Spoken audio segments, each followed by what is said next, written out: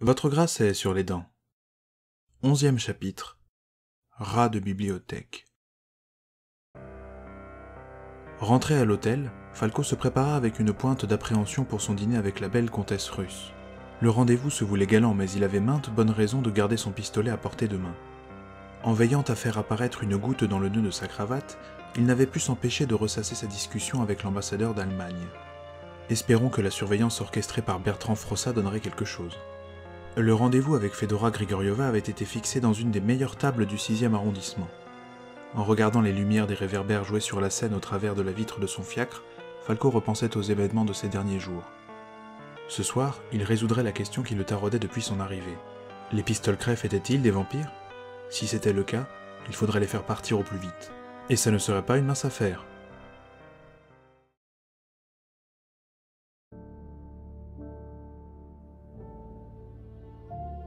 Fedora Grigorieva, comtesse de Pistolcref, écartait les bras tandis que sa femme de chambre finissait d'ajuster sa robe de mousseline. Elle était excitée comme une fillette. Tant d'années que ça ne lui était pas arrivé. Même si elle le savait dangereux, elle ne pouvait s'empêcher d'être fascinée par cet homme avec qui elle avait rendez-vous. Rares étaient ceux parmi les humains qui osaient affronter directement les lycanthropes. Alexei pouvait se le permettre, il était comme eux, en quelque sorte. Peut-être que M. Deguerre était des leurs aussi, ça expliquerait bien des choses, et ça lui éviterait d'avoir à le tuer. « Attention, c'est trop serré », fit-elle à l'attention de sa bonne qui peinait à nouer le corset. « Pardon. » La servante baissa les yeux en desserrant légèrement les liens. Fedora regrettait son personnel de Saint-Pétersbourg. En France, la vieille noblesse, celle qui savait vivre, commençait à se faire rare, et les nouveaux riches n'avaient malheureusement ni leur savoir-vivre, ni leur exigence. Les domestiques français avaient donc pas mal de choses à apprendre, ou plutôt à réapprendre. « C'est bon comme ça !» trancha la comtesse pour que la femme de chambre arrête le massacre. On toqua à la porte. « Fedora ?» C'était la voix d'Alexei.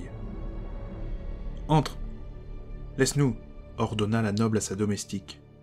Cette dernière fit une révérence appliquée avant de se retirer. Au moins, elle avait de la bonne volonté. La haute silhouette du comte s'avança lentement derrière elle. Fedora ne se retourna pas. Elle savait très bien pourquoi il était là. Elle entendit la bonne disparaître derrière la porte et ses pas s'éloigner dans les escaliers. « Essaie de comprendre », hasarda Alexei en russe. « Je ne compte plus les années à essayer. » Elle soupira ostensiblement et arbora son plus bel air de dédain avant de lui faire face. « Tu avais dit qu'ici les choses seraient différentes. »« Elles vont l'être, dès que nous serons en dehors de tout soupçon, » rassura Alexei. « Personne ne se doute de quoi que ce soit, tu es un paranoïaque. »« Cet homme que tu vas voir, ce Gustave Deguerre, c'est un agent des services français. Il se nomme en réalité Falco Toustin. »« Comment le sais-tu ?»« Karl me l'a dit. »« Von Eisprach ? Tu lui fais confiance maintenant. » « On ne peut pas prendre de risques. Je veux simplement te protéger. »« Me protéger ? En m'envoyant faire le sale boulot comme d'habitude. Tu veux que les hommes arrêtent de nous chasser alors même que tu m'envoies répandre leur sang. » En aurais-tu perdu le goût ? Elle ne répondit pas. Alexei s'approcha d'elle et la prit par la taille. Il voulut l'embrasser, mais elle s'esquiva. « Non. » Il n'insista pas. « Je te jure que c'est la dernière fois, » promit le comte. « Serais-tu même capable de te souvenir de toutes les promesses que tu m'as déjà faites et que tu n'as pas tenues ?» Le comte Grigorievitch s'empourpra, levant une de ses immenses mains au-dessus du beau visage de Fedora. Il hésita quelques instants à la frapper, mais se ravisa. Le temps lui avait appris la tempérance. Il rabattit nerveusement une mèche folle blonde sur son crâne. « Tu n'as pas le choix, Maria. Fais ce que je te dis si tu veux rester en vie. » Elle le gifla instinctivement. « Ose encore m'appeler comme ça ou me menacer et je te tue. » Alexei n'insista pas. Il savait qu'elle était sérieuse.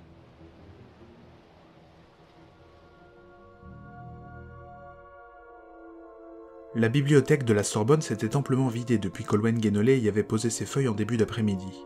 À vrai dire, à cette heure tardive, elle était la seule occupante de la grande salle. Les ouvriers travaillant aux travaux de réaménagement et les étudiants étaient partis depuis longtemps. Mais peu importait.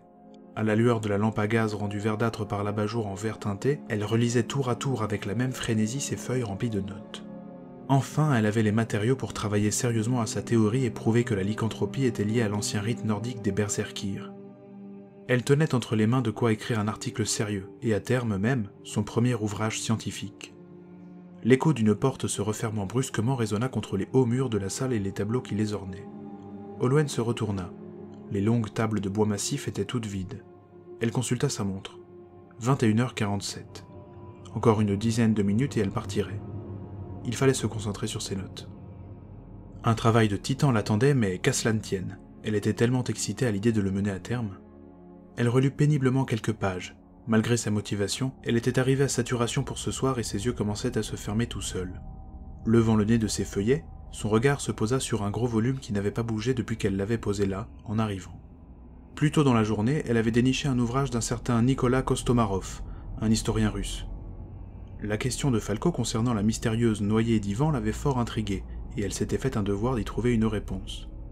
Fort heureusement, une discussion avec un doctorant en histoire slave désireux de lui plaire avait orienté son intérêt vers le premier tsar de Russie, Ivan le Terrible. Elle posa le massif ouvrage devant elle, l'ouvrit au hasard et le lut en diagonale. 8 conjointes au total pour le premier tsar de Russie. Henri VIII n'avait qu'à bien se tenir. Son attention fut particulièrement attirée par l'histoire de l'une d'entre elles, l'avant-dernière épouse du tsar, Maria Dolgorukaya. Au lendemain de noces désapprouvées par l'Église, elle avait été assassinée par le souverain. Elle n'était pas arrivée vierge dans le lit de son époux. Il l'avait tuée en la noyant. Un second bruit vint troubler le silence, comme une pierre jetée à la surface d'un lac paisible. Olwen ne parvint pas à identifier d'où il provenait, mais les répercussions contre les hauts murs ne la rassurèrent pas. Elle se leva et décida d'aller voir à la réception de la bibliothèque. Elle ressentait une émotion assez similaire à celle qu'elle avait éprouvée dans la tanière des lycanthropes, sauf que cette fois, Falco n'était pas là.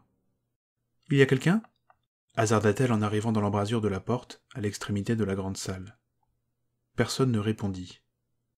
Elle continua d'avancer, assez peu rassurée par cette absence de réponse. Le bureau de la réception se découpa lentement dans le cadre de la porte. Rien d'anormal, à part que le réceptionniste semblait s'être assoupi contre son bureau. Peut-être était-ce d'ailleurs grâce à cela qu'elle n'avait pas encore été invitée à sortir de la bibliothèque. Soulagée, Olwen avança vers lui. « Monsieur ?» Il dormait vraiment profondément. « Toutes mes excuses, je vais rassembler mes affaires et m'en aller. Je reconnais qu'il est fort tard, » s'empressa-t-elle d'ajouter. « Monsieur ?»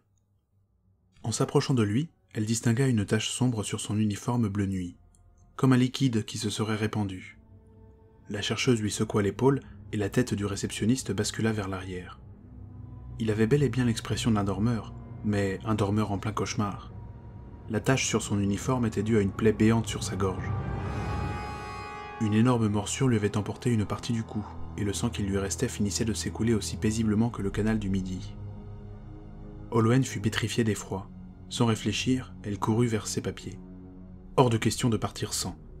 Paniquée, elle rassembla d'une main tremblante les feuillets éparpillés.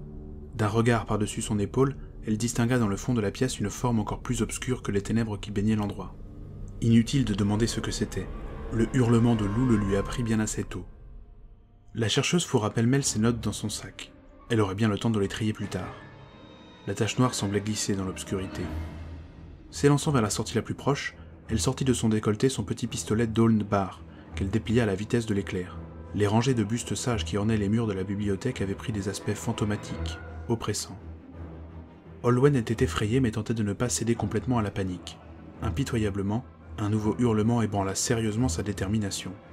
Elle descendit 4 à 4 les marches de l'escalier de pierre qui menait au hall éclairé de lumière jaunâtre.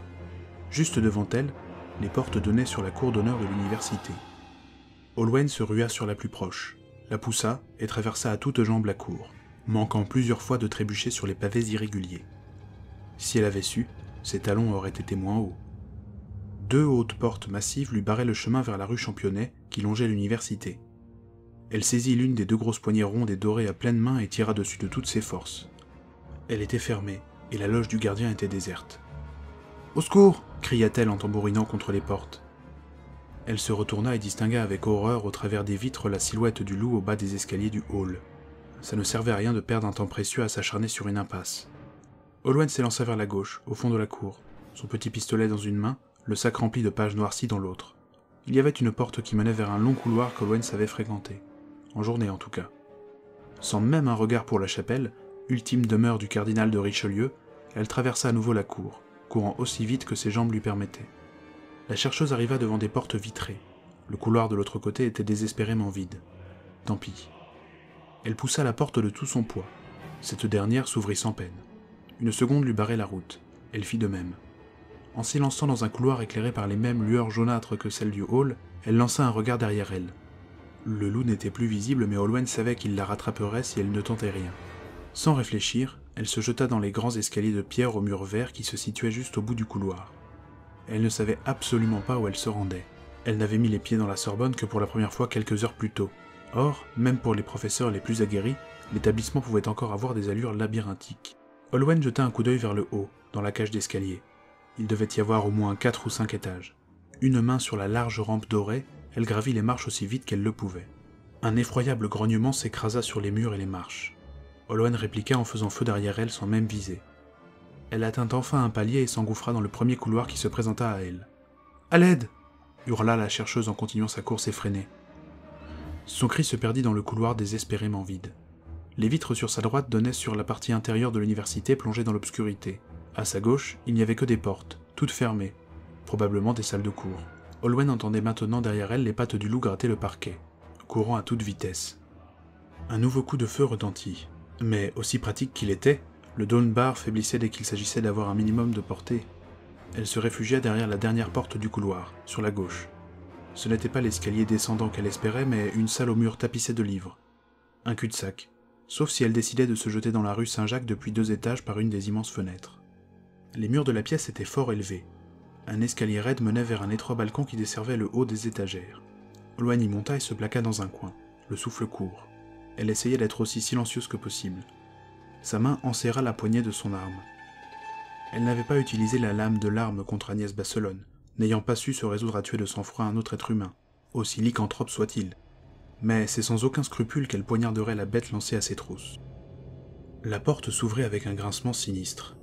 Par réflexe, Olwen plaqua sa main libre contre sa bouche. Elle distingua une forme sombre dans l'embrasure. Le loup monta sur une des tables éclairées par les faibles lueurs de la rue et le vague ray de lumière provenant du couloir. Impossible de bouger. La chercheuse était tétanisée. Elle aurait tant voulu pouvoir se rendre invisible. Le lycanthrope leva la tête en reniflant bruyamment l'air. Olwen ne put se retenir et laissa échapper un petit cri. La bête s'orienta lentement vers le petit escalier. Comprenant qu'il allait la retrouver, l'universitaire se leva et ouvrit le feu dans sa direction avant de sauter par-dessus la rambarde. Elle tomba de quelques mètres sur une table de bois au plateau aussi épais que le couvercle d'un tombeau. À peine remise de sa chute, elle roula sur le côté. Le loup hurla à nouveau et bondit vers elle. Sans même avoir pris conscience de la douleur qui s'éveillait dans son dos, Olwen roula à nouveau sur le côté. Elle parvint à éviter la bête et atterrit sur le sol. Il ne fallait pas perdre un instant. Elle se releva et voulut reprendre sa fuite. Elle avait bien cru sa dernière heure arriver. Un violent coup sur sa taille la fit s'étaler de tout son long. Le loup lui avait sauté dessus. Il grognait atrocement au creux de son oreille tel un chien enragé. Le visage contre le sol, Olwen voyait à quelques centimètres d'elle la bave de la bête couler sur les lattes du plancher. « Lâche le flingue, bouge pas ou t'es morte !» Les mots avaient été péniblement articulés par le monstre. Désespéré, Olwen s'exécuta.